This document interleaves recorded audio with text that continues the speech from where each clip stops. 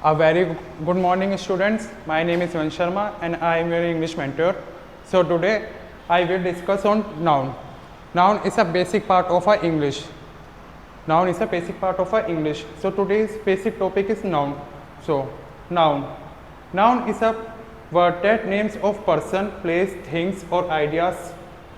कोई भी चीज़ हो, कोई भी वस्तु, कोई भी प्लेस, कोई भी थिंग्स, वो सब आपकी नाउन में कंसीडर की जाती है. कोई भी आपका प्लेस हो सकता है. Noun is a fundamental part of a speech. एक बेसिक पार्ट ऑफ स्पीच है noun. Without noun you can not complete your sentence of English. For example, he is a very good teacher. So in this case teacher is a noun.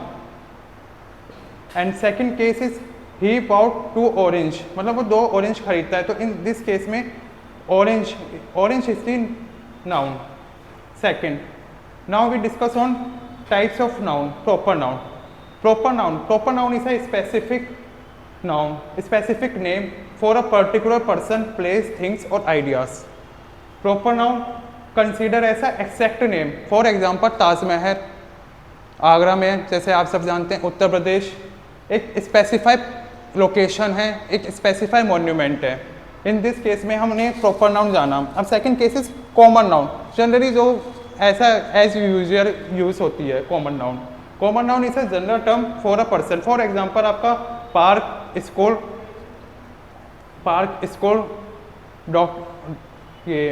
Doctors, books. And second, आपका types of noun में abstract nouns.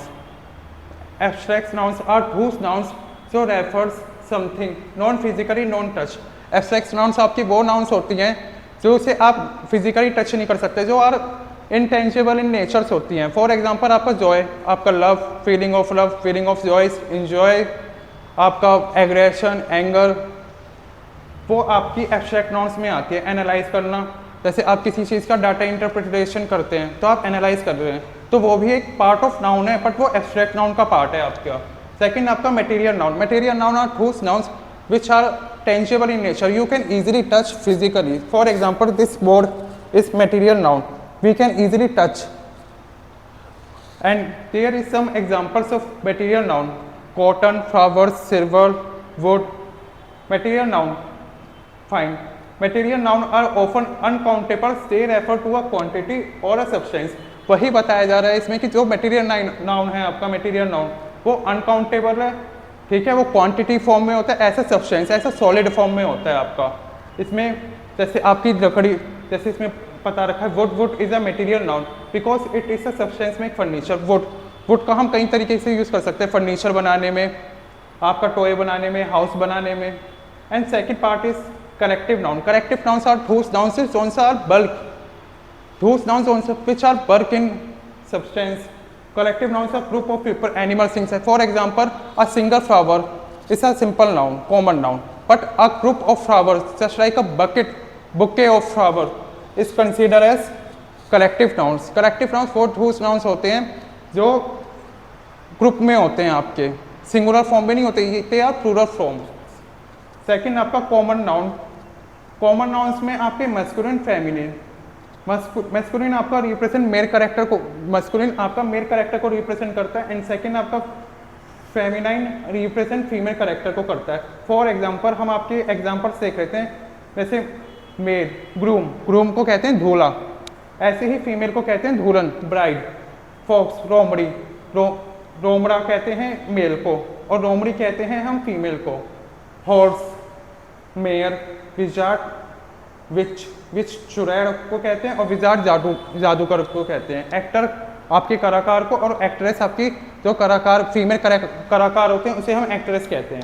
Second, आपकी uncountable noun आपकी वो noun होती हैं जिसे हम easily count नहीं कर सकते. Are whose nouns can not be counted, only singular. For example, आपका स्टार, एयर, नॉलेज को हम काउंट नहीं कर सकते. आपकी लॉट्स ऑफ नॉलेज होती है, आप अपने एक्सपीरियंस से सीखते हैं, बुक्स से सीखते हैं, अपने फ्रेंड सर्कल से सीखते हैं, तो इसे हम ऐसा पीस में काउंट नहीं कर सकते. आप समझ पा रहे हैं ना, ऐसा पीस में हम काउंट नहीं कर सकते. सेकेंड, आपका they can be counted in the singular form. And second आप ये इनकी फॉर्म ऑफ सिंगुलर फॉर्म, इसे हम सिंगुलर फॉर्म में काउंट कर सकते हैं, प्लूरल फॉर्म में हम काउंट नहीं कर सकते। Example boy boys, girl girls. These questions are related to uncountable noun. For example, Mr. Sharma is my confidant. In this case, confident is a highlighted. So this one is correct, is confident. So now we come is confident. And how many eggs and milks do you need? In this case में many नहीं लगेगा, आपका much लगेगा। क्यों? क्योंकि quantity form में है। Eggs और मिल्क हम क्वांटिटी फॉर्म में कर सकते हैं, हम इसे पीसेस की तरह डिवाइड नहीं कर सकते, तो आपका मच यूज़ होएगा। अब हमने मच, अब इसी के साथ हमने लिखा है मच का हमने यूज़ कैसे किया है। नेगेटिव इन टैरो नेगेटिव क्लॉज है, ये कंसीडर लॉट्स ऑफ क्वांटिटी, जैसा कि मैंने बताया कि एग्स हो गए, मिल्क हो गए, ये आपकी क्वांटिटी, आई एग्स हो गए, मिल्क हो गए, ये आपकी क्वांटिटी शो करते हैं, तो हम इनके साथ मच का यूज़ लगाएंगे, मैनी का यूज़ नहीं लगाएंगे। Second, third question is the cost of auctions are too high for the farmers to bear. In this case में cost नहीं होता, cost का cost ही रहता है, ठीक है, ऐसा नहीं लगता। फॉर एग्जाम्पल जैसे आपका फुट होता है, तो फुट का आप फुट से नहीं कर सकते, फिट कर सकते हैं, प्लूरल फॉर्म। एंड सेकेंड आपका countable noun. Fine, countable noun आपकी countable noun easily to be counted if a noun ends with s, sh, ch, sh, z, x or es. They are these plural in the forms. So these countable nouns are easily counted in quantity form, quality forms, pieces form. You can easily count it. For example, instruments, scissors, accessories, apples, dogs. You can easily count 1, 2, 3, 4, 5 easily ऐसा count. ठीक है, instruments आपके ये आपके plural forms में होते हैं। और जैसे कि हमने पहले पढ़ा था, आपका अनकाउंटेबल नाउन वो आपके सिंगुलर फॉर्म में ही रिप्रेजेंट होते हैं, इनका प्लूरल फॉर्म नहीं होता, ठीक है। चलते हैं काउंटेबल नाउन।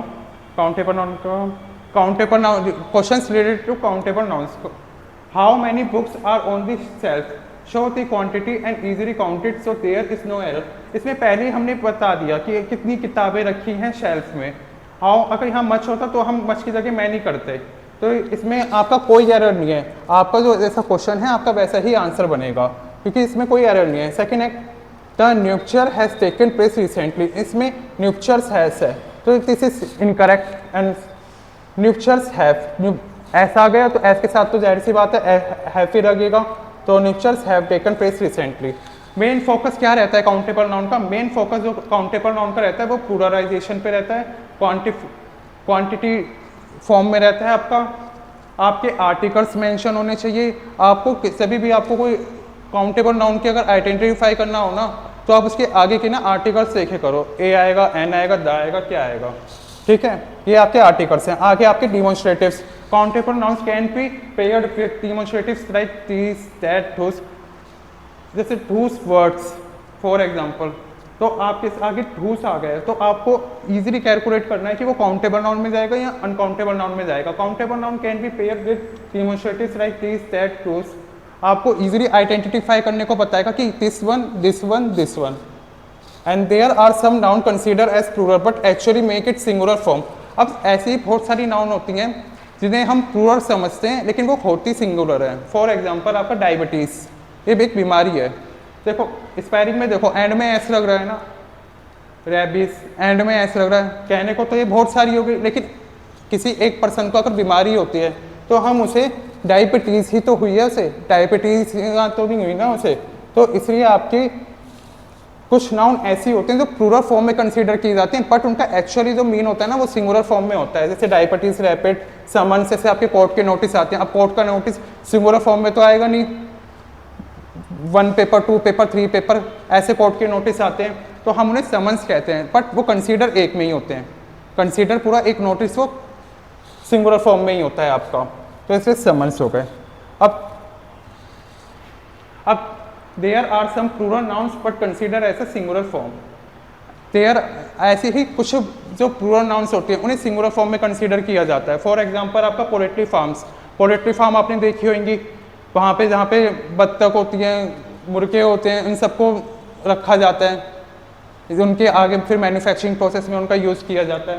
तो आप देख रहे होंगे पोएट्री फॉर्म में नॉट इंक्लूड, इसमें एस इंक्लूड नहीं है पोएट्री फॉर्म में, बट इसे अगर हम एक्चुअली देखेंगे, अगर हम पोएट्री फॉर्म को जाके देखेंगे ना, वहाँ आपको मल्टीपल हैंड, मल्टीपल टर्क्स ये सब मिलेंगी, बट हम उसे ऐसे कंसीडर नहीं करते कि बहुत सारे हैं। इसे पोएट्री फॉर्म, जैसे बार, अब बार क्या होता है, अ ग्रुप ऑफ एडवोकेट होता है। अब बार अ ग्रुप ऑफ एडवोकेट होता है, बट हम इसे बार से नहीं कहते, बार कहते हैं। जैसे बार काउंसिल ऑफ इंडिया हम सिंगुलर फॉर्म में यूज़ करते हैं बार। तो इस चीज़ को आपको याद रखने की ज़रूरत है कि हम किस टॉपिक को लेके, हम किस ग्रुप को लेके हम क्या क्या वर्ड यूज़ कर रहे हैं। जैसे स्टाफ, ग्रुप ऑफ टीचर्स को हम स्टाफ कहते हैं। ग्रुप मतलब हम मल्टीपल चीज़ों को ना कंबाइंड करके एक सिंगुलर फॉर्म में ले आते हैं। जैसे ग्रुप ऑफ एडवोकेट आपका यहाँ आता है, तो हम उसे सिंगुलर फॉर्म में लेके बार कंसीडर करते हैं। ऐसे ग्रुप ऑफ टीचर्स आपका, तो टीचर्स का ग्रुप है, उसे हम सिंगुलर फॉर्म में कन्वर्ट करके स्टाफ्स लिखते हैं। आपको ये चीज़ प्रैक्टिस करके आएगी। आज के लिए सिर्फ इतना ही। Thank you so much. आप चैनल को लाइक, सब्सक्राइब, कमेंट और अपने ओपिनियन जो भी आपका इशू है आप ज़रूर बताइए मेरे को कमेंट करके। Thank you so much.